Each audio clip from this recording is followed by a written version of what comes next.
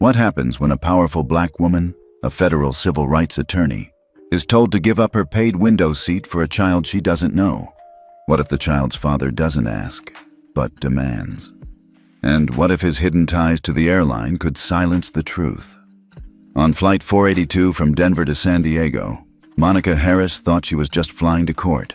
She had no idea she was about to confront not only privilege in its most arrogant form, but a system that quietly protects it. Stay with this story. What unfolds is not just a clash, it's a reckoning. Monica Harris had spent her entire adult life proving people wrong. At 29, she wasn't just a federal civil rights attorney. She was one of the youngest ever appointed to represent the Western District in landmark discrimination cases. Just last week, she delivered closing arguments in a high-profile housing lawsuit that ended with a $14 million settlement. But today's flight wasn't about lawsuits. It was supposed to be about breathing room, mentally preparing for tomorrow's presentation before the Ninth Circuit in San Diego. She'd earned this quiet, earned this window seat, and for once, she allowed herself to enjoy the moment. She was one of the first to board Flight 482 from Denver to San Diego, early boarding earned through both frequent flyer miles and careful planning. Seat 17A, window, exit row, ample space, left side of the plane for best sunlight, had been booked 3 weeks ago. Monica had paid an extra $50 for the seat and considered it a sound investment. She slid her structured leather tote under the seat in front of her, tucked her blazer over the armrest, and pulled out her laptop, earbuds, and a slim notepad. Everything was exactly where it should be. Control, quiet, preparation. That was the way she operated. She took a deep breath and opened her laptop to recheck her presentation slides. Behind her, boarding chaos unfolded as usual. Families wrangling children, men in golf polos hauling oversized carry-ons, and a pair of teenagers arguing over whether they downloaded enough movies. Monica tuned it out, the hum of the cabin fading beneath the click of her keyboard, until she heard a voice just loud enough to make her pause. "That's the one I was talking about. Row 17, window. See if she'll move." It wasn't directed at her, not yet, but it carried that unmistakable tone, entitled, strategic, already expecting compliance.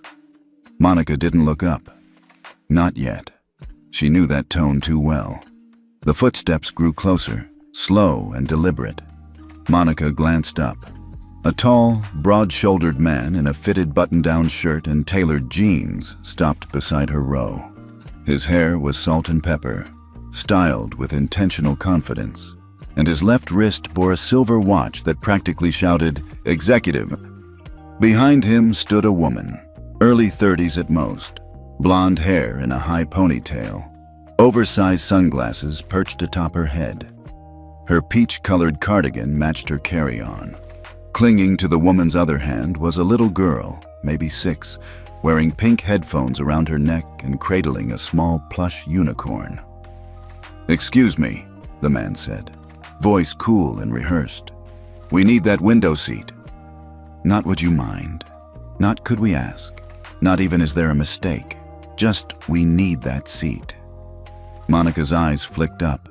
Her expression remained composed, unreadable. "I'm sorry?" "That's my daughter," the man said, gesturing down to the child. "She gets nervous during takeoff.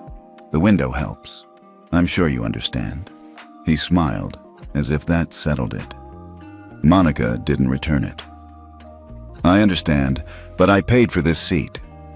There was a pause. The blonde woman behind him shifted uncomfortably, glancing toward the overhead bins. The little girl was quiet, eyes darting between the adults.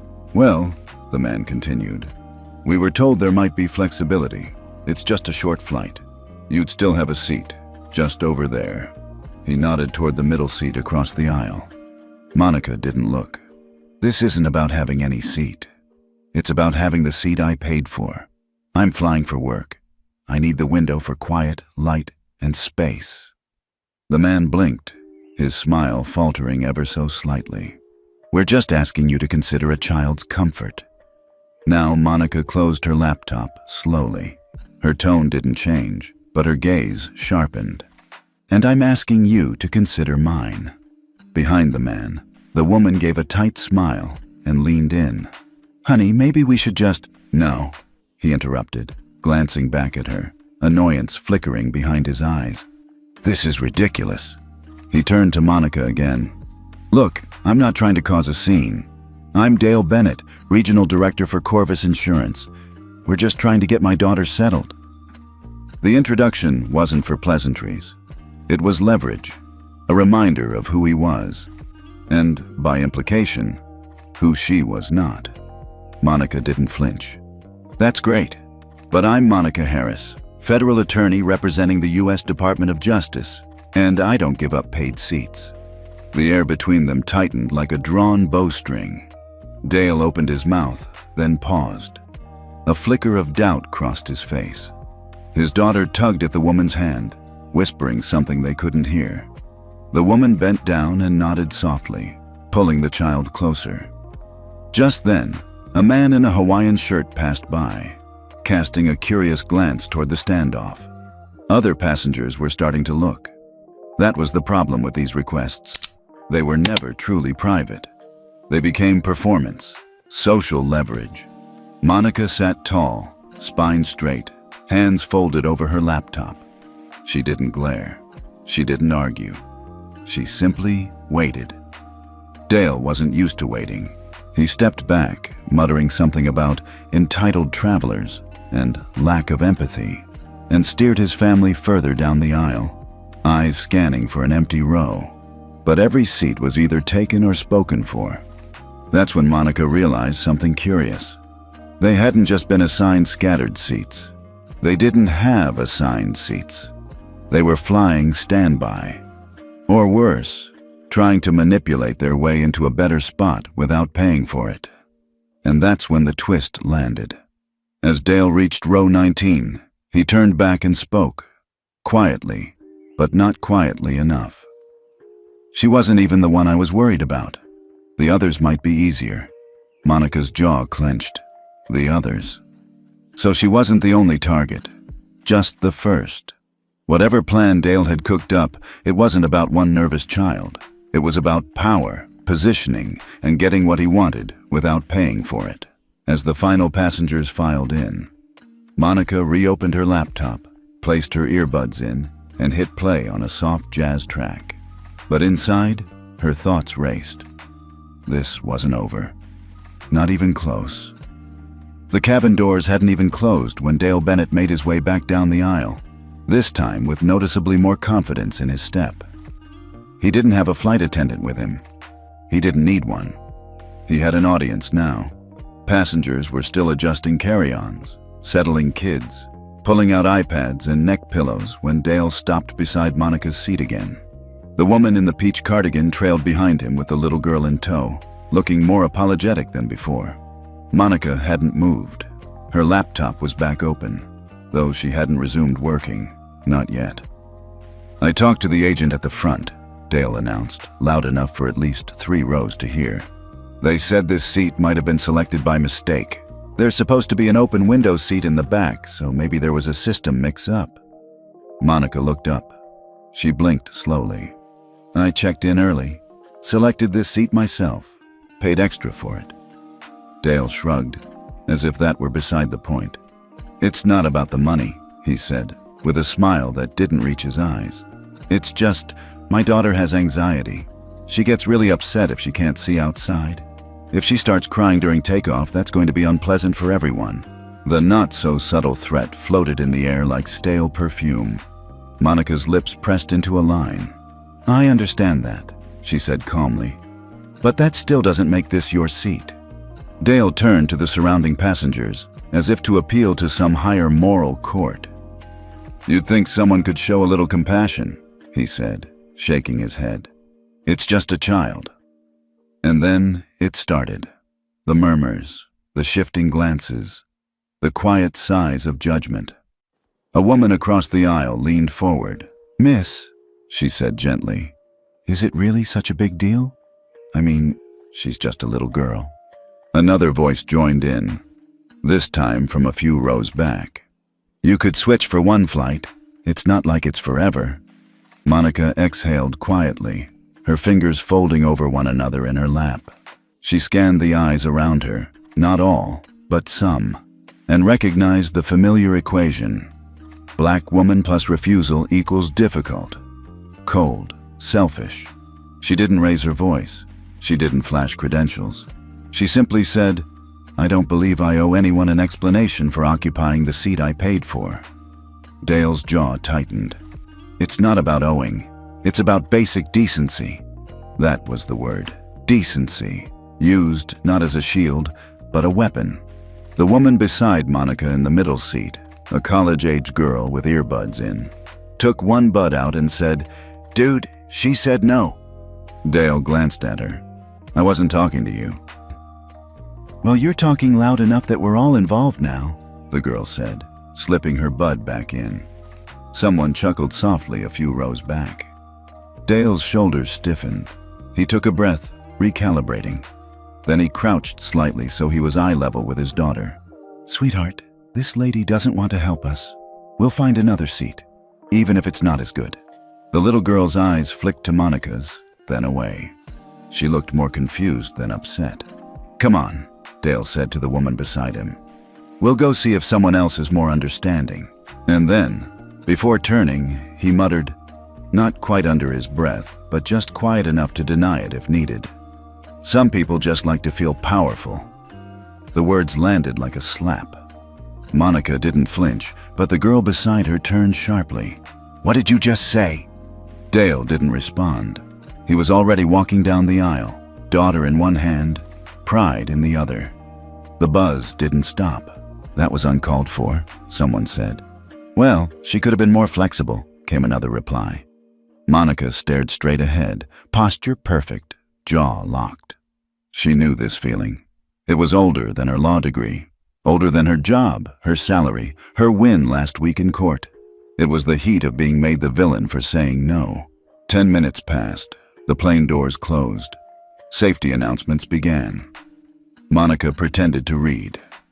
Behind her, she could hear Dale settling into row 22, still complaining softly to his companion. "You heard the tone, right?" he said. "Like she's better than us." The woman murmured something back, something low, indistinct. "Exactly," he replied. "Probably one of those types who live to lecture people. You know the kind." Monica heard it, and so did others. A man across the aisle, wearing a business jacket and glasses, turned around in his seat. "You're really still talking about this?" Dale paused, then leaned back into his seat. Finally. As the flight attendant moved down the aisle for the final checks, Monica sat back and closed her eyes. But her calm wasn't real. She felt the twist forming in her chest. Not from Dale, but from the passengers who'd turned on her so quickly. No one had asked what happened. No one had asked how she felt. They just assumed the story. Woman refuses seat. Child suffers. Woman is the problem. But Monica had one advantage Dale didn't know about. She'd lived through this story before, and she knew exactly how to end it. The seatbelt signs hadn't even dimmed when a flight attendant began walking down the aisle, clipboard in hand, a practiced smile plastered across her face.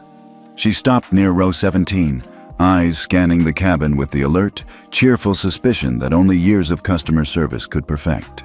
Her name tag read M. Lewis, and she looked to be in her early 40s, sharp eyes, tight bun, efficient demeanor. Monica barely registered her approach until the woman stopped directly beside her. "Hi there," Lewis said pleasantly. "I just wanted to check in. We had a report of a passenger dispute earlier during boarding." Monica blinked. "A report?" "Yes," the attendant continued, with a nod toward the back of the cabin, where Dale now sat comfortably with his partner and child. "That gentleman back there mentioned some confusion about seating and a disagreement." Monica kept her tone even. "There was no confusion. I paid for this seat. He wanted it. I declined." "I understand," Lewis said, still smiling, though it didn't quite reach her eyes. "He said he was hoping you might be willing to make a small accommodation for his child's anxiety." Monica glanced at the aisle around her. Several passengers nearby were now clearly eavesdropping, again. "I'm not required to move," she said calmly. "Of course," Lewis replied, her voice coated in diplomacy. "No one's forcing you. We're just hoping to maintain a pleasant atmosphere for all our guests. Sometimes a little flexibility can prevent a situation from escalating." That word, escalating. It echoed like a loaded charge. Monica's eyes narrowed. "Am I being accused of something?" "Oh no, not at all," Lewis said quickly, adjusting her clipboard. "Just ensuring everyone's experience is comfortable. In translation, make it easier for us. Give up the seat, quiet the tension, be the reasonable one, even if you're not the problem." Monica gave a short nod. "Then I'll remain in the seat I paid for." The attendant gave a thin-lipped smile, as if accepting a mild inconvenience. "Very well. Just let us know if there's any further trouble." As she turned to walk away, Monica caught something, just for a split second. A man in plain clothes sitting in 18C, directly across the aisle, had a GoPro clipped to the buttonhole of his chest pocket. Not filming the cabin, filming her. He looked away when her eyes met his. What the hell? Was this a prank? No. Too polished. Too deliberate. Then Monica saw it. On the man's tablet, positioned on the tray table in front of him. A small Southwest Airlines logo in the corner of the screen, next to the words, "Internal Observation Mode." Her breath caught. He's not a passenger. He's auditing. Suddenly, everything clicked. The timing, the gentle push from the flight attendant, the clipboard, the overly cautious phrasing, the steady presence of the man in 18C, nodding slightly as Lewis walked past. They weren't just managing a complaint. They were monitoring her. Monica turned her face slightly to the window and forced a deep breath through her nose. Her heartbeat pounded against her ribs like a gavel. She was being observed, possibly recorded. Not for safety, for performance. And she'd already been framed as a participant in a disagreement. This is what Dale wanted. Not to win the seat, but to control the narrative. To paint her as cold, inflexible, the source of disruption. And now the system around her, the airline, the attendant, the so-called internal monitor, had taken the bait. She pressed her fingertips together in her lap, steadying herself. She could feel the weight of the eyes on her, some curious, some judgmental, some quietly entertained. Everyone loves a public standoff, as long as it isn't theirs. Suddenly, a voice from across the aisle broke the tension. "She didn't do anything wrong." Monica turned. The speaker was the college student from earlier, the one who told Dale off in Chapter 2. She didn't raise her voice. She didn't argue. He kept bothering her and tried to guilt her into giving up her seat. That's it. The words cut through the ambient noise like a knife. M. Lewis stopped mid-step. Monica looked at the student. She looked all of 22, maybe less. Her arms were folded, earbuds still dangling, chin lifted. "And by the way," the student added, "some of us paid for Early Bird just like her. That seat is hers." Lewis gave a tight smile and nodded, awkwardly acknowledging the statement before continuing down the aisle. Monica leaned back into her seat. The buzz around her died down slightly. The attention moved, just slightly, off of her, but the damage had already been done. Across the cabin, Dale leaned toward his partner with a grin. "She's on the radar now," he whispered. "What?" the woman asked, eyes wide. He tapped the back of the seat in front of him. "She's being watched. That's all I needed." The woman didn't respond. Her eyes flicked forward toward Monica, but there was something like doubt behind them now. Guilt, maybe, or discomfort. Dale didn't notice. He was too busy watching the internal camera, still quietly pointed toward the woman he'd tried to embarrass. Back in 17A, Monica opened her laptop again. She didn't type. She just stared at the screensaver. An image of her with her late mother standing outside the courthouse in Tacoma, both of them smiling with tired, proud eyes. She remembered her mother's words from years ago. "They'll try to make you the angry one, always. So don't give them anger. Give them proof." And as she would, Monica's fingers hovered above her phone screen, her thumb hesitating for just a moment before tapping send. The message was short, Precise, factual, emotionless. Boarded. Conflict over seat. I need eyes on this. Attached were 3 images. A screenshot of her boarding pass with 17A circled, her receipt showing the early bird purchase, and a photo she'd taken discreetly of the man with the GoPro in the internal observation mode. Screen visible. Then she added one more photo, Dale, partially turned away, gesturing with wide arms in row 22 like a man explaining how the world had done him wrong. She sent it to one person only, Sasha Kim, her closest friend, and an investigative reporter for The Verge. Monica didn't need headlines. She needed witnesses. Sasha responded in under 60 seconds. Got it. Monitoring. You want this out there? Monica typed back, thumb still steady. Only if they keep pushing. Watch the feed. She looked up just in time to see a girl, maybe 19, pull her phone from her hoodie and lift it to eye level. Monica recognized her from earlier. She'd been seated near the back, earbuds in, hood up, head down. But now her camera was trained on the aisle, angled discreetly, catching Dale, the flight attendants, the internal monitor, and Monica herself. A low-profile live stream. No commentary, just a capture of the facts. Monica offered the girl the smallest of nods. The girl nodded back. This wasn't a battle. Not yet. But it was a record. Across the aisle, a soft laugh broke the quiet. Monica turned. It was Dale's girlfriend, still perched in the aisle seat beside her boyfriend and the child, who had long since buried her face into a stuffed animal. The woman was scrolling through her phone, not even trying to lower her voice. "She's really going through all this over a seat?" the woman said, loud enough for Monica to hear. "Like, we get it. You've got a point to prove." Dale chuckled. The woman leaned closer to him. "These types always think they're making some big stand." Monica looked at her directly now. Not confrontational, not emotional, just present. The woman caught Monica's gaze and added without flinching, "You know what I mean. Power trip. Always have something to prove." The phrase, "these types," hung in the air like smoke. Not defined, but unmistakably pointed. The implication was as old as it was deliberate. Monica didn't respond. She didn't blink. She simply stared until the woman looked away, suddenly absorbed in the in-flight magazine.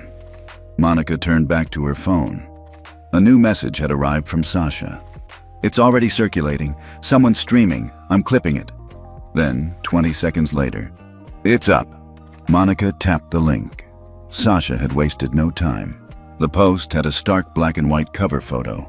Monica sitting upright in 17A, calm and composed, while Dale stood 3 rows back mid-speech, gesturing like a corporate martyr.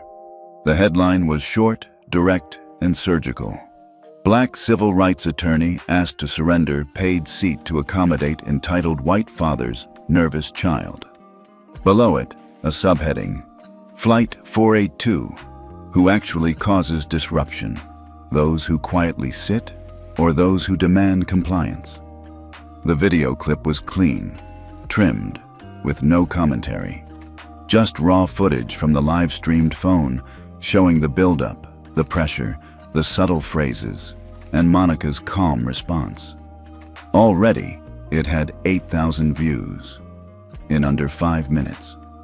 Monica locked her phone and set it face down on the tray. Across the aisle, Dale was still talking, not realizing he'd already lost control of the narrative. She didn't need to speak. She just needed to wait. Farther back in the cabin, the live streamer continued broadcasting, whispering softly to her seatmate. "TikTok's already on it. I tagged 3 creators. This one's gonna pop." And it did. As the plane leveled at cruising altitude, Sasha's post was being reshared by civil rights accounts, travel bloggers, and influencers who normally stuck to fashion and fitness, but knew a viral injustice when they saw one. The comments poured in. "She paid. Why is this even a conversation?" A child's anxiety isn't another woman's problem. "Oh look, it's a seat dispute, starring passive racism and manipulation. They really thought she'd fold, huh? The tide had turned. The internal auditor, still quietly watching from 18C, shifted slightly in his seat and touched his earpiece. He spoke softly. "Team, we've got outside eyes on this one. Social's picking it up. Real-time exposure." A voice crackled back through his earpiece. "Acknowledge. Advise course correction. No staff escalation." "Copy that." He glanced forward at Monica. She hadn't moved, hadn't flinched. Just breathing quietly, eyes closed now, fingers resting loosely in her lap. It was the stillness of someone who'd chosen not to fight loudly, because she didn't need to. Monica's phone buzzed again. This time, the text was different. Unknown number. "We're watching. Stand your ground, you're not alone." She stared at the message, then deleted it. Not because it worried her, because it told her exactly what she needed to know. Someone big, was watching. And whoever it was, they were backing her. Which meant this wasn't just about her anymore. It hadn't been for a while. The hum of the engines had settled into a steady drone, a background rhythm that usually lulled passengers into naps or Netflix. But in row 22, tension clung to the air like static. Dale was still fuming, flipping through the in-flight magazine without seeing a word, while his girlfriend scrolled absently on her phone. Between them, the little girl sat hunched, her unicorn plush pressed to her chest. Her headphones hung around her neck, unused. She'd been quiet since boarding, eyes darting from her father to Monica and back again, as if she knew she was the reason for the storm, but couldn't quite understand why. She finally leaned closer to her father, her small voice barely audible over the engine noise. "Daddy, maybe we just sit here." Dale didn't even look at her. "Sweetheart, it's not fair. You need the window. We'll get it." "But I'm okay," the child whispered. "I can see a little from here. I just want to sit down." Her honesty, unfiltered and gentle, floated into the air like a tiny flare of reason. For a moment, Monica almost believed Dale might soften. The people nearby certainly thought so. Heads turned, eyes softened. Here it was, the chance for peace. But Dale waved his hand sharply, dismissing her. "No, honey, don't worry about it. Daddy knows best." The little girl shrank into her seat, shoulders curling inward. The plush unicorn slid into her lap. She said nothing else. That simple gesture, the brushing aside of a child's own clarity, hit the cabin harder than any raised voice. Passengers who had once muttered judgments about Monica now looked at Dale differently. The calculation shifted. Across the aisle, a man in his 70s adjusted his cap. It was olive green, faded but unmistakable. U.S. Army veteran. His posture was ramrod straight, even in coach. He had been silent through the earlier commotion, but now he cleared his throat, his voice carrying with the weight of decades. "Sir," he said evenly, "your daughter just gave you the answer. You should listen to her." Dale turned, caught off guard. "Excuse me?" The veteran leaned into the aisle, eyes sharp. "That woman in 17A isn't the problem. She's teaching your child something you apparently won't, that no one is entitled to take what doesn't belong to them." A ripple spread through the surrounding rows. People stiffened, tuned in. The veteran's voice deepened. "I fought overseas so my grandkids could grow up in a country where rules mean something, where fairness means something. If she paid for that seat, it's hers. End of story." Silence followed, heavy and absolute. Dale's jaw worked, but no words came out. He looked around, searching for allies among the passengers. But those same passengers who once nodded at his appeals now avoided his eyes. A few even nodded subtly toward Monica. The little girl looked up at the veteran, eyes wide. For the first time since boarding, she seemed reassured. Monica sat still, hands folded over her laptop.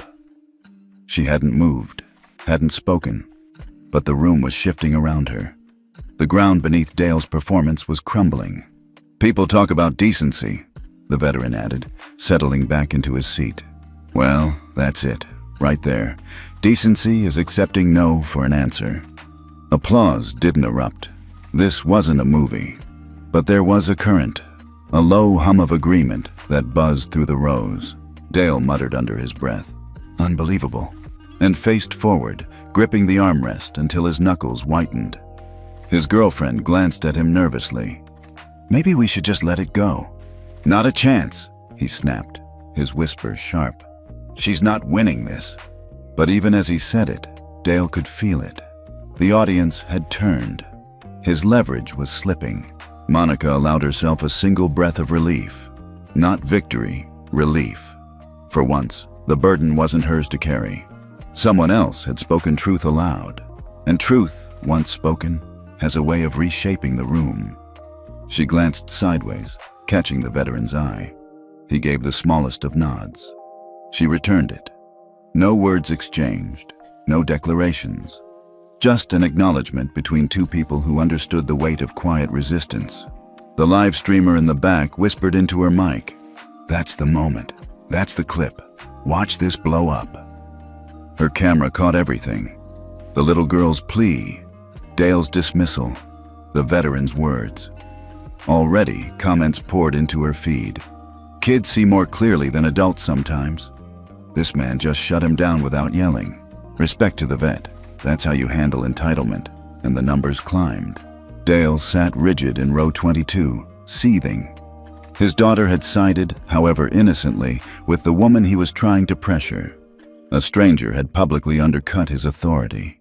And worse, he could feel the current of the cabin slipping away from him.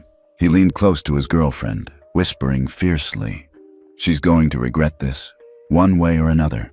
The girlfriend nodded, though uneasily. She looked at the child, who was now stroking her unicorn plush quietly and then forward toward Monica. Something in her eyes suggested doubt, but she said nothing. Back in 17A, Monica checked her phone again. A new text from Sasha lit up her screen. "It's trending, 50K views already. People are calling it #SeatRights. You're becoming the symbol, Em." Monica exhaled, a wry smile ghosting across her lips. She hadn't wanted this, hadn't asked for it, but she knew what it meant. Every civil rights case she'd ever studied began the same way, with a single, ordinary moment, magnified by injustice. And now hers was happening at 30,000 feet. She closed her phone and tucked it away. Then she looked out the window, past the thin clouds glowing orange in the late afternoon sun. Her mother's voice echoed in her memory. "They'll call you stubborn. They'll call you selfish. But sometimes, saying no is the only way to say yes to yourself." The cabin remained quiet for a while, but it wasn't the peaceful quiet of before. It was charged, like the hush after thunder. Everyone was waiting to see what would come next, and Monica knew the story wasn't finished, not even close. The silence after the veteran's words lingered like a held breath. Conversations hushed, heads turned forward again, but the undercurrent in the cabin had shifted. Dale could feel it pressing against him, a tide no longer in his favor. He sat rigid in row 22, jaw clenched, while his girlfriend fidgeted with her phone and his daughter curled into her seat, clutching her unicorn like a lifeline. Monica stayed composed in 17A, staring at her darkened laptop screen. She hadn't spoken, hadn't moved, but the air around her felt different now. Less hostile, less accusing. She could sense the recalibration happening in the minds of the passengers. Maybe she wasn't the selfish one. Maybe the story wasn't so simple after all. That's when the sound of deliberate footsteps cut through the murmur. The aisle parted slightly as Linda Park, the senior flight attendant, made her way toward row 17. She wasn't smiling the way Lewis had earlier. Her expression was calm, measured, carrying the quiet authority of someone who'd seen hundreds of disputes and knew when to step in herself. "Good afternoon," she said evenly, stopping by Monica's row. "I understand there's been some conflict over seating. I'd like to confirm the details." Monica looked up, voice steady. "I booked this seat 3 weeks ago. Early bird check-in. Paid an additional $55. Linda nodded, holding out a hand politely. "May I see your boarding pass, please?" Monica handed over her phone. Opened to the Southwest app with her ticket displayed. 17A. Window, paid upgrade. Linda studied it carefully. Then she tapped the screen for details, scrolling through the confirmation history. Her brows softened almost imperceptibly. She reached into her pocket, pulled out a small scanner, and beeped the QR code. The device chirped approval. "Thank you," Linda said, handing the phone back. "Everything checks out. This is your seat, Ms. Harris." There it was. Validation. The murmurs returned, this time carrying a different weight. Passengers glanced at one another, some nodding quietly, others whispering things like, "So, she was right all along," and "He didn't even book it." Dale's face reddened from the back of the cabin. He half rose, calling down the aisle. "That can't be right. They told me at the desk there were open windows." Linda held up a hand, her tone firm but controlled. "Mr. Bennett, I checked the system. There are no open window seats, and you did not pre-purchase this row. Ms. Harris is in her correct reserved seat." Gasps and a few chuckles rippled softly among the passengers. The live streamer at the back panned her phone toward Dale, catching his rising frustration. "So that's it?" Dale demanded. "You're just going to side with her?" "I'm not siding with anyone," Linda said sharply, her voice slicing through the cabin noise. "I'm stating the facts. Ms. Harris is in the correct seat, and she has the right to remain here." For Monica, it was a quiet triumph. Proof, official and undeniable. The narrative was no longer just her word against his. It was policy, backed by records. She expected Linda to turn and address Dale more directly, maybe even warn him about his behavior. But instead, the senior attendant gave a small, courteous bow of her head toward Monica. "I apologize for any inconvenience," Linda said softly. "We'll do our best to ensure the rest of your flight is peaceful." Then she turned, walking back toward Dale. The passengers watched closely, waiting for the moment of reckoning, for the firm order, for the public scolding that entitlement deserved. But Linda didn't deliver it. She stopped at row 22, bent slightly toward Dale, and said something too low for most passengers to hear. Monica couldn't catch every word, but she heard enough. "Let's not escalate further. We'll find ways to make your daughter comfortable. Thank you for cooperating." And that was it. No consequences, no reprimand. Dale slumped back into his seat, muttering angrily, but not removed, not punished. Still there. The disappointment rippled like a wave through the nearby rows. People shifted in their seats, whispering. Some shook their heads, others frowned openly. The veteran muttered, "Figures." The college student beside Monica hissed under her breath, "So he gets away with it?" Monica sat very still, her gaze fixed on the seat in front of her. Outwardly, calm. Inwardly, burning. She understood what had just happened. She'd been vindicated, but not protected. And Dale had been contradicted, but not held accountable. It was the middle ground of systemic appeasement. Correct the record without correcting the behavior. Preserve order without enforcing justice. It wasn't victory. It was stalling. In the back, the live stream chat exploded. "She was right. Ticket proves it. Why is he still on the plane? This is bias in real time. They won't touch him." Classic. Protect the angry man. Pacify the calm woman. The video clip circulated faster. Sasha messaged Monica again. "It's viral now. Over 200K views, but people are asking, why didn't they remove him?" Monica locked the phone and folded her arms. That was the question burning in everyone's mind. Why wasn't the man who disrupted the boarding, insulted her, and pressured her child into the spotlight being asked to leave? The answer was bitter, but obvious. Because the system wasn't designed to punish him, not unless he made it impossible not to. Linda returned to the front, reporting quietly to the internal observer in 18C. Monica saw the man nod, jot something on a tablet, then adjust the angle of his camera again. It wasn't over. If anything, it was only intensifying. And Monica, staring out the window at the pale blue horizon, thought of her mother again. "They'll give you crumbs and call it fairness. Don't mistake crumbs for bread." She would wait. She would endure. Because the tide had turned. but the storm was still building. Linda Park returned to the galley at the front of the aircraft, her heels clicking against the narrow aisle floor. The senior flight attendant's composure was professional, but her pulse quickened as her company-issued device buzzed in her apron pocket. It wasn't unusual to receive in-flight updates from operations, weather advisories, turbulence warnings, gate information, but the tone of this alert was different. Priority, internal client, handle with care. Linda frowned, swiping open the encrypted message. Passenger Dale Bennett is a VIP-level customer. Strong ties to corporate accounts. Do not escalate publicly. Monitor quietly and accommodate where possible. HQ requests discretion. Her stomach sank. So that was why. Dale Bennett wasn't just some entitled father making demands in row 22. He was a valued client, flagged in the airline system, protected by invisible layers of corporate loyalty. His tantrum wasn't a disruption. It was an inconvenience to be smoothed over, silently, at the expense of everyone else. Linda pressed the screen dark, but not before Monica caught a glimpse. From her seat in 17A, Monica had shifted slightly, just enough to see over the top of the attendant's arm when the message flashed. She hadn't meant to eavesdrop. She didn't need to. The bold line, the corporate insignia, the phrase, VIP-level customer, they were impossible to miss. And in that moment, the game board revealed itself. This wasn't simply her versus Dale anymore.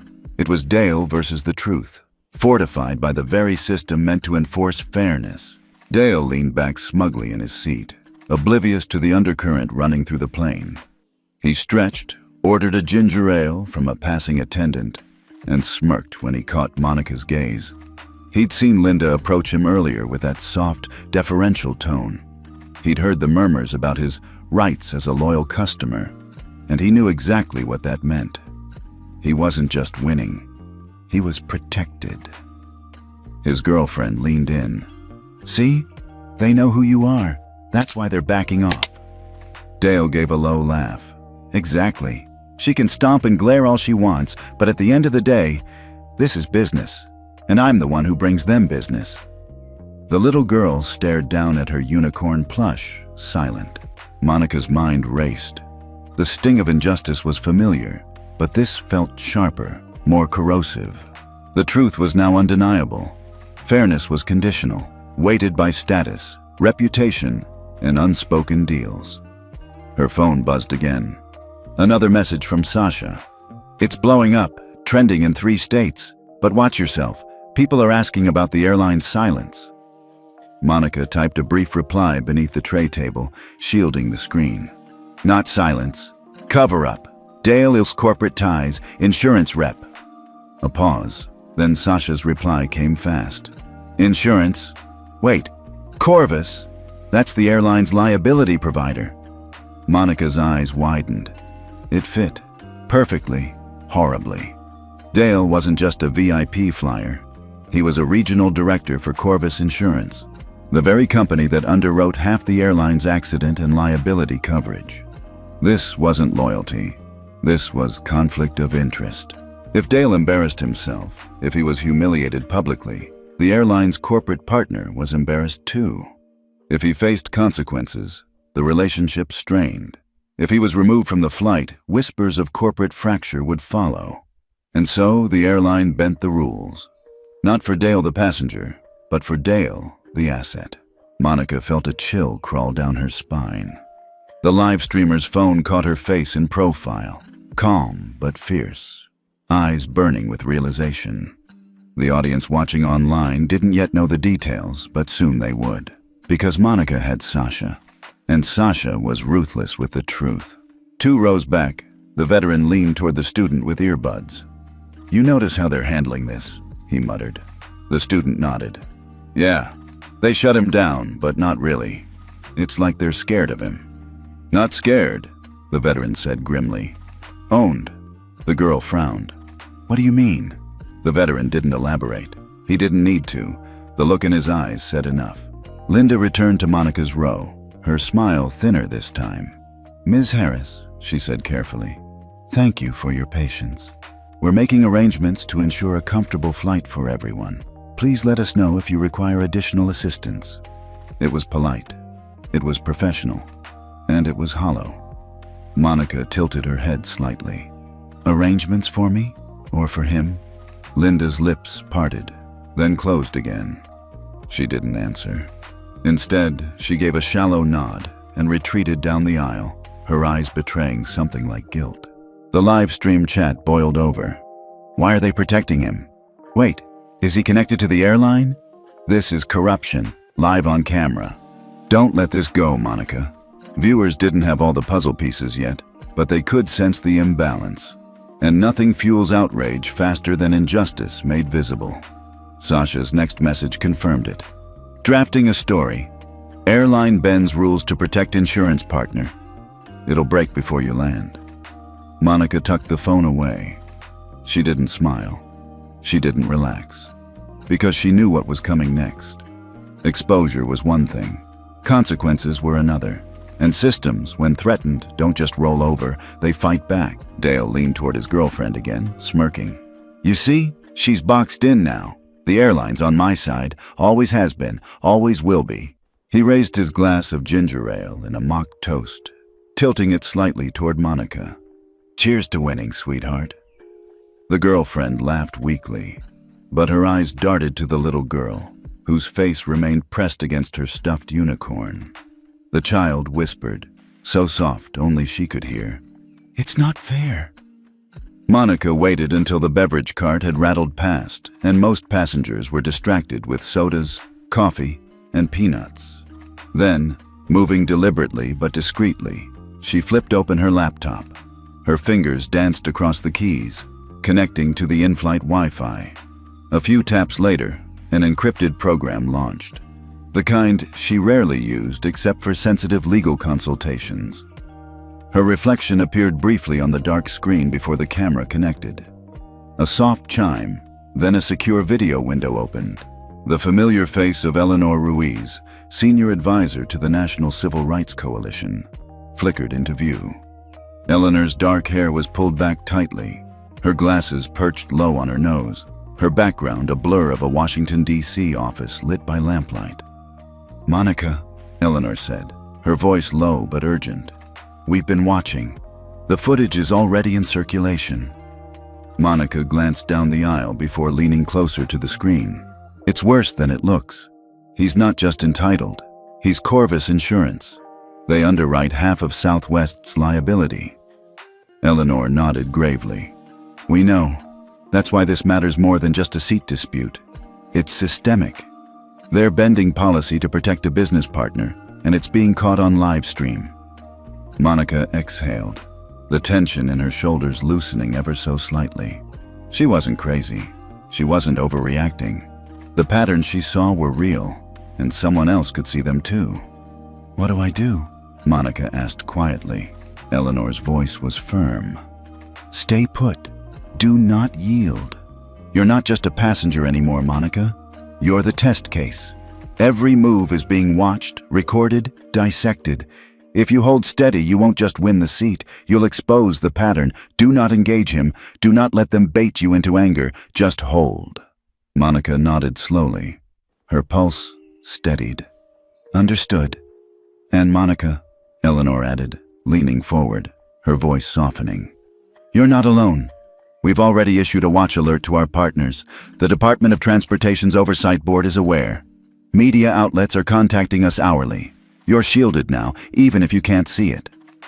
For the first time since boarding, Monica felt something stir in her chest. Not triumph, not vindication, but a fragile relief. She wasn't fighting blind anymore. She had backup. While the secure call continued, the live streamer in the back caught the glow of Monica's laptop and zoomed in slightly. Viewers saw the silhouette of a video chat, though not the details. The chat exploded. She's calling someone. Lawyer move, I bet. This is bigger than just a seat. Look at her composure. Protect Monica at all costs. Within minutes, hashtags multiplied. Hold your seat. #system exposed. #stand with Monica. Meanwhile, Dale shifted in his chair. restless. He noticed Monica's laptop and leaned to his girlfriend. "She's making calls now, see? She's making it political." His girlfriend gave him a sidelong glance. "Maybe she's just asking for help?" Dale scoffed. "Help, please. She's building a case. That's what these types do. They can't just live normal lives. They turn everything into a crusade." He sipped his ginger ale, unaware that his words were being picked up faintly by a nearby microphone on the live streamer's phone. Thousands heard him sneer, "These types," and the comments section erupted again. Back on screen, Eleanor leaned closer. "Listen to me, Monica. They'll try to gaslight you, make you the aggressor, but the world is seeing this differently. Every time you stay calm, every time you say nothing, the story shifts further against them. Your silence is louder than his noise." Monica's throat tightened. "I don't want to be a symbol." "You already are," Eleanor said softly.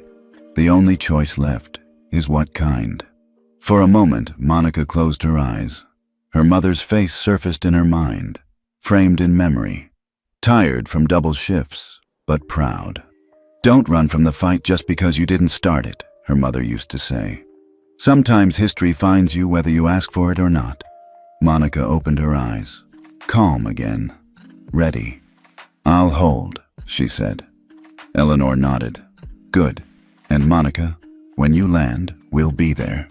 The secure window faded to black. The live streamer whispered into her phone mic. "She just ended a private call. People, I think she's got legal support already. This is about to blow sky high." Comments flew in. "Yes, she's not alone. This is Rosa Parks in real time. Airline corruption exposed. Save this clip." The emotional tone of the online audience lifted. Where there had been outrage, now there was hope. Monica didn't know the full scale of it yet, but she could feel it. A new steadiness in her chest. A quiet assurance that she wasn't standing in row 17 by herself anymore. She wasn't cornered. She was connected.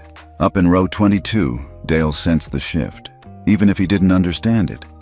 He looked around at the passengers, noticing how many were watching Monica now, not with judgment, but with respect. Admiration, even. It infuriated him. "They're falling for it," he hissed to his girlfriend. "She's playing them. Just watch. She'll spin this into some sob story about discrimination and power, and I'll be painted as the villain." His girlfriend didn't answer. She stared at Monica, her expression unreadable. The little girl stirred beside her, finally speaking again. "Daddy, can we please just stop?" Dale's jaw tightened. He didn't answer. At 35,000 feet, the game board had shifted once again. What began as humiliation was now transformation.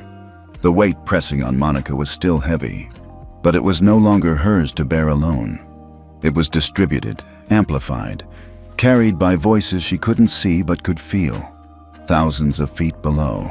And for the first time, the balance didn't seem hopeless. It felt possible. The flight had been steady for nearly half an hour. A fragile calm stretched thin over the cabin. Passengers sipped sodas, flipped magazines, or scrolled through their phones, but everyone knew the quiet was temporary. Dale Bennett had gone silent in row 22, but his posture screamed restlessness. Legs jiggling, fingers drumming against the tray table, his jaw flexing as if chewing on grievances. Then it snapped. He shot up from his seat, voice booming down the aisle, sharp enough to slice through the engine hum. "This is exactly how they act. Always playing the victim, always thinking the rules don't apply. This is how black people behave. Entitled, combative, disruptive." The words hung in the air like a thunderclap. For a heartbeat, no one moved, no one breathed. Monica froze in 17A. Her face impassive, but her pulse hammering. She had been insulted before, in courtrooms, in boardrooms, in backhanded comments from opposing counsel. But rarely had the racism been laid bare so nakedly, so loudly, in front of so many witnesses. Gasps rippled. A mother 2 rows up covered her child's ears. The veteran clenched the armrest, fury flashing in his eyes. And then, movement. 3 college students near the middle rows stood up at once, blocking the aisle with their shoulders squared. 2 young men and a woman, all white, all visibly shaking with adrenaline. One of them shouted back, "Who the hell do you think you are, talking like that?" Another added, "Sit down, man. You don't get to spew that garbage here." Passengers stirred, murmuring, some filming, others craning their necks. The cabin, once tense but orderly, now crackled with raw confrontation. Dale pointed a finger down the aisle toward Monica. "She started this, acting like she's above everyone, making a scene out of nothing, and now she's dragging all of us into it." Monica didn't flinch. She didn't rise to meet his anger. Her silence was deliberate, sculpted. She knew her voice now wasn't just her own. Every word would be dissected, spun, weaponized. "Sir!" Linda Park's voice rang out as she hurried from the galley, her presence authoritative but strained. "You need to lower your voice immediately and return to your seat." Dale barked a bitter laugh. "Oh, sure. Defend her, protect her. That's what this is about. Some of us actually pay for these flights, and some of us keep this company alive, and you're all bending over backwards for her. Why? Because she's black? Because you're afraid of the optics?" The murmurs exploded into outrage. "That's enough," shouted one of the students. "You don't get to use race as your shield when you're the one acting entitled." "Yes," another passenger yelled. "She paid for her seat. You didn't. End of story." Linda raised her hand, her voice cutting through. "Everyone, please stay seated. We need order here. Sir, I am instructing you one more time. Sit down immediately." Dale sneered, but he didn't sit. He puffed up, defiance radiating from his posture, eyes sweeping the cabin like he was daring someone to challenge him further. That's when a calm voice rose from row 19. "If you don't sit down," the voice said, "you're not just risking removal from this flight. You're risking federal review." The speaker stood slowly, a man in his 50s, salt and pepper beard, navy blazer. He held up a small leather ID wallet, flipping it open just long enough for those nearby to glimpse the seal embossed within. "My name is James Whitaker," he announced. "I'm a licensed aviation oversight attorney. Everything you've said, everything you've done, has been recorded. And I will be filing a report with the Federal Aviation Administration the moment this plane lands." The cabin went dead silent. Dale faltered, his bluster caught in his throat. His eyes flicked to the ID, to the calm authority in Whitaker's stance, then to the rows of passengers now glaring openly at him. Whitaker's tone didn't rise. It didn't need to. "This isn't about who you think you are. This isn't about who you know at corporate. This is about federal aviation law, and you are dangerously close to violating it." A murmur of approval rippled through the rows. Some passengers clapped quietly. Others whispered, "Thank God." Monica felt a strange swell in her chest. Not joy, not triumph, but a deep, steady validation. The system that had bent to protect Dale was suddenly counterbalanced by another system, embodied in one man with the power of federal oversight. Linda exhaled sharply, relief flashing across her features. "Thank you, Mr. Whitaker." "Sir," she turned to Dale, "this is your final warning. Sit down, or you will be restrained." Dale's face burned crimson. His hands shook as he pointed at Monica one last time. "This isn't over." But he sat, hard. The air seemed to release at once, a collective breath exhaled by the passengers. Monica closed her eyes briefly, gathering herself. She hadn't spoken. She hadn't moved. Yet the room had shifted again, this time firmly against Dale. She opened her laptop again, not to work, but to send a single text to Sasha. "There's an FAA lawyer on board. He's recording everything." The reply was instant. "Perfect. That's the nail. We're running the story nationwide." Monica shut the screen, folded her hands and stared out the window. The clouds outside were peaceful, unbothered, drifting silently. A stark contrast to the chaos she had just endured. She whispered in her mind the words her mother once told her. Sometimes, silence isn't weakness, it's strategy. And for the first time that day, Monica felt the faintest tremor of hope that justice might actually follow her home. The cabin of Flight 482 was still vibrating with the echoes of Dale's outburst when Linda Park, her face drawn tight with both exhaustion and authority, lifted the intercom handset. Her voice carried through the speakers, firm and unwavering. "Ladies and gentlemen, we need your full cooperation. This is your senior flight attendant speaking. If we cannot maintain order, this flight will return to Denver. Passenger compliance is not optional. This is the final warning." Gasps and murmurs spread down the rows. The threat of turning back hung heavy in the recycled air, each passenger calculating the inconvenience, the delay, the missed connections. Linda set the handset down and strode back toward row 22. She stopped directly beside Dale, her stance square. "Mr. Bennett," she said, voice low but carrying, "you are disrupting the flight. This is your last chance. Sit quietly and remain silent. If you continue, we will have no choice but to remove you upon landing, or sooner." Dale smirked, a mask stretched thin over simmering fury. He raised his voice so the whole cabin could hear. "Don't you see? She's the one who ruined this flight, not me. That woman," he jabbed a finger toward Monica, "has destroyed the experience for everyone.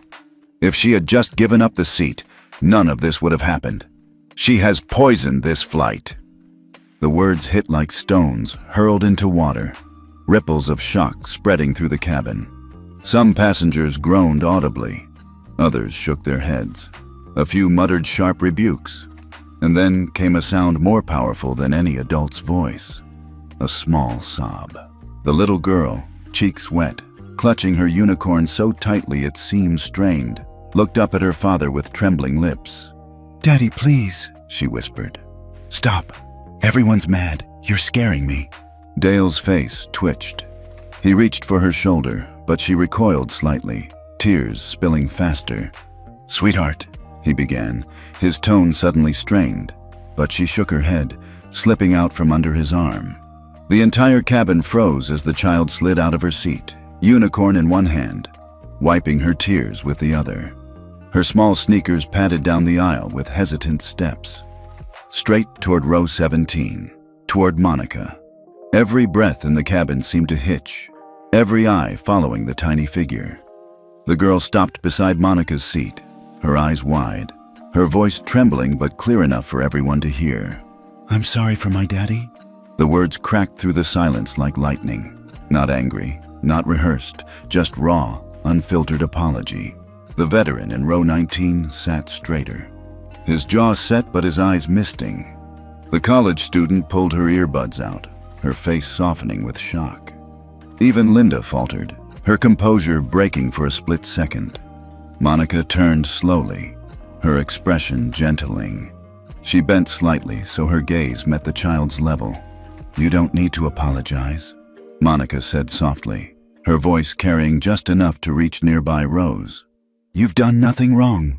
The girl sniffled, nodding, before retreating a single step, but she didn't go back to her father. She slid into the empty space beside Monica, her unicorn perched on her lap like a shield. Gasps broke again. Passengers shifted, some covering their mouths, others blinking away sudden tears. For the first time, Dale had no words. He sat stone still in row 22, color draining from his face. His girlfriend glanced nervously at him, then at the scene unfolding near row 17, her lips parted but silent. The live stream camera zoomed in, catching the moment in crystalline detail. The tear-streaked child beside the composed attorney, the sharp juxtaposition between innocence and dignity. Within seconds, comments flooded online. "Oh my God, this broke me." She went to Monica, not her dad. "This little girl just exposed everything. That child is braver than the grown man." And then, absolute silence. The kind of silence that isn't empty but full, heavy, sacred. No one moved. No one dared speak. Even Dale's anger couldn't penetrate it. His hand twitched against the armrest, but he didn't rise. He didn't shout. His daughter's words had cut deeper than any reprimand could. Monica kept her hand gently on the armrest, not reaching for the child, not claiming her, but anchoring her presence. Her voice remained calm, a whisper just for the girl. You're safe here. Just breathe. The unicorn's button eyes reflected the dim cabin lights as the little girl pressed it to her face, hiccuping softly. Passengers exchanged glances, their gazes less hostile, more sympathetic. The narrative was no longer in dispute. Whatever doubts had lingered were erased by the sight of a child seeking refuge not with her father, but with the woman he had vilified. Linda exhaled slowly, her eyes wet, then turned sharply to Dale. "Sir, you will not speak again for the remainder of this flight. If you do, security will meet you immediately upon landing." This time, Dale didn't argue. He didn't smirk. He simply looked away, eyes blazing but trapped. The veteran muttered under his breath, just loud enough for the college student to hear. "Out of the mouths of babes, justice comes." The student nodded, wiping her cheek discreetly. Monica leaned back in her seat, her posture still regal, still steady. But inside, she felt the weight of the moment. It wasn't her words that had shifted the tide this time. It was a child's simple truth. And sometimes, truth needs no lawyer, just courage. The hush that followed the little girl's words was unlike anything Flight 482 had experienced before. Even the engine seemed muted beneath the weight of it. For several long minutes, no one spoke. No one dared. It was as if the entire cabin had collectively agreed to hold still, waiting for something inevitable. That inevitability arrived when the cockpit door cracked open and two uniformed air marshals stepped into the aisle. Broad-shouldered, steady-eyed, they carried themselves with the calm of men who'd walked into conflict before and knew exactly how to resolve it. "Mr. Dale Bennett?" one of them asked evenly, their gaze sweeping the rows until it landed on him in 22C. The temperature of the cabin seemed to drop. Dale shifted in his seat, his smirk returning in brittle fragments. "This is unnecessary. I've done nothing wrong." Passengers stirred, some whispering, others openly glaring. The live streamer at the back whispered into her phone, "Here it comes. They're taking him out." The lead marshal's tone remained flat. "Sir, you have disrupted the flight repeatedly. You've ignored multiple warnings from crew, and you have engaged in racially charged language directed at another passenger. You are being removed from this aircraft." Gasps. A few claps from scattered rows. Dale's face flamed. "Removed? For what? For asking for a seat? For expecting decency? You people are insane." The marshal leaned slightly closer. "For creating a hostile environment, for threatening the safety and order of this flight. You have two choices. Walk off this plane calmly, or we will escort you forcibly. Decide now." Dale's girlfriend touched his arm. "Dale, please just go." Her voice cracked under the weight of humiliation. He jerked his arm free. "You don't understand. They can't do this. I'm Corvus Insurance. I represent their—" But the words trailed into silence when he saw the faces around him. Not one sympathetic, not one supportive. Every eye was a mirror, reflecting back the image of a man stripped of entitlement. Even his daughter was gone, sitting quietly in row 17 beside Monica, her unicorn clutched like a lifeline. The marshal repeated, sharper now. "Sir, decide." For the first time since boarding, Dale had no fight left. Shoulders sagging, color draining, he rose slowly from his seat. His girlfriend gathered their carry-ons hastily, face pale, refusing to meet anyone's gaze. The aisle cleared as they began the long walk toward the front. Phones angled discreetly, or not so discreetly, capturing the walk of shame. It was silent, utterly silent. No jeers, no insults, just the crushing sound of footsteps on carpet, the quiet gasp of overhead bins shifting, the finality of power stripped bare. And then, as Dale neared row 17, his eyes flicked to Monica. "You think you've won," he hissed, low enough only a few rows could hear. "But this isn't the end." Monica didn't look up, didn't speak. She remained as she had since the beginning, still, composed, immovable. The silence cut deeper than any retort could have. When the cabin door closed behind them, The release was palpable. Applause broke out, hesitant at first, then swelling until nearly the whole plane joined in. The veteran clapped once, sharply, his expression stern. The college student whistled. Even parents who had stayed quiet throughout now smiled in relief. But Monica didn't clap. She sat quietly, eyes lowered, hands folded over her lap. It wasn't triumph she felt. It wasn't vindication. It was something heavier, the bittersweet weight of survival, of dignity preserved at a cost. She turned slightly toward the girl beside her, who looked up with wide, uncertain eyes. Monica bent closer, her voice soft, private yet carrying the weight of the entire cabin's attention. "You did nothing wrong." The child's lip trembled. She nodded slowly, tears threatening again, but softer this time, more release than fear. Those words, simple as they were, landed like balm across the room. Passengers who overheard them shifted, some swallowing hard, others blinking quickly. The live stream camera caught it all.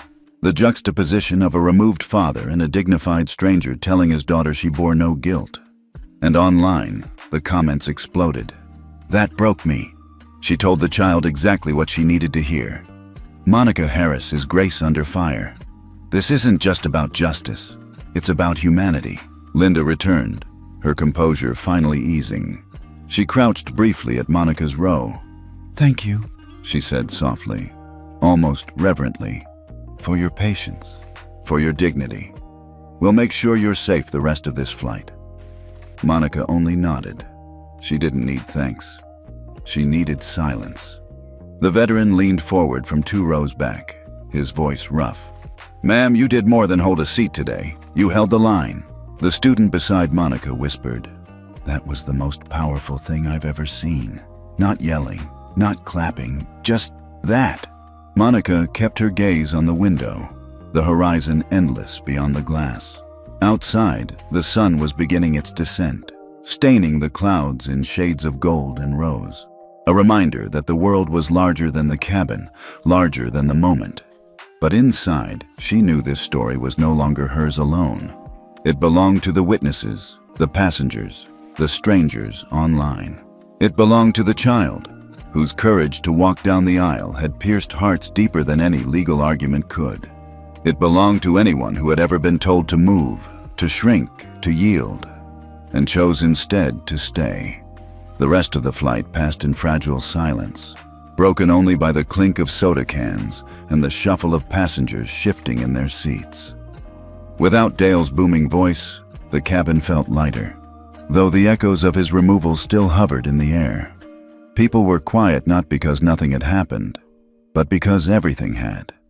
Monica sat motionless in 17A, the little girl leaning gently against her shoulder, unicorn tucked under her chin. She hadn't expected to become a caretaker mid-air, but she also hadn't pushed the child away. Instead, she let the stillness hold them both. Sometimes, presence was enough. When the captain's voice finally announced their descent into San Diego, the cabin stirred awake. Seatbacks straightened. Belts clicked. The girl returned silently to her seat in row 22, guided by a different attendant, her face pale but calmer now.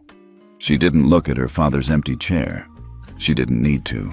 The landing was smooth, wheels kissing the runway as applause rippled again, this time from relief, not spectacle.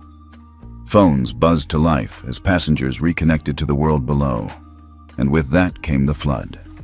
Sasha's message was the first to hit Monica's phone. 11 million views. It's everywhere. CNN called. NYT running it in the morning. Monica, you're the face of this now. Monica closed her eyes briefly, steadying herself. She hadn't wanted the spotlight, but she knew better than to believe she could step away from it now. The live streamer passed her on the way out, whispering, "You changed everything." Her phone screen glowed with a feed that wouldn't stop refreshing. Hashtags stacked on top of one another. # respectful seating, # stand with Monica, # dignity at 30K feet. By the time she stepped off the jet bridge, the story had already mutated into headlines. Civil rights attorney refuses to give up paid seat. Airline faces scrutiny for protecting VIP client. Grace in the Sky, passenger hold seat, inspires millions. The unicorn witness, child's tears expose father's outburst. Monica walked through the terminal with her tote pulled tight against her shoulder, the buzz of strangers' phones echoing around her. She could feel eyes on her, curious, reverent, recognizing. At baggage claim, a small crowd of reporters had already gathered, cameras flashing, microphones raised. She didn't stop. She kept walking, her face calm, her silence speaking louder than any soundbite. Behind her, she heard a familiar voice cry out, "Mommy!" The little girl rushed into the arms of a woman waiting anxiously by the carousel. She was tall, strong, her resemblance unmistakable. The child's mother. The embrace was fierce, desperate, filled with the kind of relief only a parent could hold. The woman's eyes glistened as she bent down to her daughter's level, brushing her hair back gently. "Are you okay?" she asked. The girl nodded, clutching her unicorn. Then, with a sudden impulse, she turned and ran back a few steps, to Monica. She wrapped her arms around Monica's waist in a quick, tight hug. "Thank you," she whispered. Monica bent down, her hand brushing the child's shoulder. "You're brave. Never forget that." The mother's eyes met Monica's over her daughter's head, gratitude blazing through tears. She mouthed, "Thank you." Monica nodded once, then let the girl go. The cameras caught it all, and the image would go viral before Monica even left the terminal. The child hugging the attorney who had protected her dignity when her own father would not. By evening, the dominoes had already begun to fall. Corvus Insurance released a terse statement announcing that Dale Bennett had been placed on immediate administrative leave pending review. Social media was less diplomatic, dubbing him the Mile-High Meltdown Dad. The airline, under mounting pressure, issued its own statement. Southwest Airlines reaffirms our commitment to fairness and respect. Effective immediately, we are implementing new training under a policy called Respectful Seating Rights, ensuring all passengers' purchased accommodations are honored regardless of status or affiliation. News outlets dissected every angle: race, privilege, corporate favoritism, systemic bias. Civil rights groups hailed Monica's composure as a masterclass in nonviolent resistance. And within a week, she was nominated for the Civil Rights Courage Award, the first attorney under 30 ever to be considered. But for Monica, none of that compared to the moment outside San Diego International Airport. She slipped into a waiting taxi, the California sun spilling golden light across the dash. The driver, an older man with kind eyes, adjusted his mirror. "Long flight?" he asked casually. Monica smiled faintly. "Longer than you know." The car pulled away from the curb, merging into the stream of palm-lined roads. Monica leaned her head against the window, watching as the sunlight painted everything in hues of amber and rose. For the first time since Denver, she let her lips curve into a genuine smile. It wasn't the smile of someone who had won a fight. It was the smile of someone who had held her ground, quietly, unshakably, and in doing so had nudged an entire system into motion. The headlines, the applause, the viral fame, those would fade in time. But what wouldn't fade was the truth, spoken softly to a child mid-flight. You did nothing wrong. And perhaps that was the real legacy. Not the award, not the policy change, not even the millions of views, but the reminder, etched into the memory of everyone on board, that sometimes justice doesn't arrive in thunderclaps or courtroom victories. Sometimes it arrives in whispers, in stillness, in the refusal to move from the space you've rightfully claimed. Monica Harris had kept her seat, and in doing so, she had changed everything.